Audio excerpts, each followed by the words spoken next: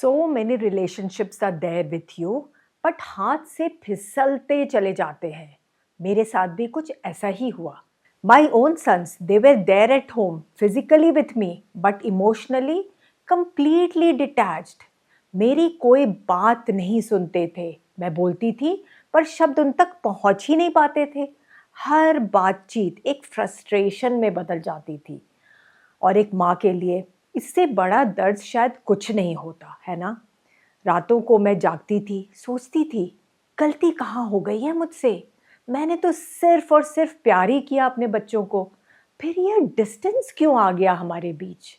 धीरे-धीरे मुझे शायद समझ में आने लगा, मुद्दा बच्चों का नहीं था, मुद्दा मन के तालमेल का था। उस मन का जिसे हम रोज देखते हैं, पर कभी भी पढ़ते नहीं है। यहीं से मैंने एक फैसला कर लिया, मैं इंसान के दिमाग को समझूंगी।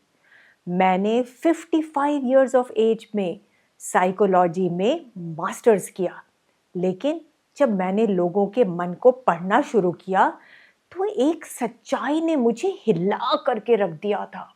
ऑफिस की चमकती कुर्सियों के पीछे थके हुए चेहरे थे, हंसी के पीछे छुपा हुआ डर था, एंड आई एम फाइन के पीछे टूटे हुए लोग थे। मैं अकेली नहीं थी इसमें, मुझ जैसे millions of employees were there जो खामोशी से जंग लड़ रहे थे। उस वक्त मेंटल हेल्थ पर बात करना गलत माना जाता था। एक्चुअली अवेयरनेस ही नहीं थी मेंटल हेल्थ के बारे में। वीक कहलाने का डर हर इंसान को चुप करा देता था। और तभी मैंने एक और रास्ता चुना। मैंने मेंटल हेल्थ पर काम किया and mental health first adder बन गई। क्योंकि अगर कोई टूट रहा है तो कोई तो होना चाहिए ना, तो सबसे पहले आकर के हाथ थाम ले। आज मैं यह जानती हूँ, मानसिक स्वास्थ्य, दैट मीन्स मेंटल हेल्थ, कोई विकल्प नहीं है, यह लाइफ की बुनियाद है।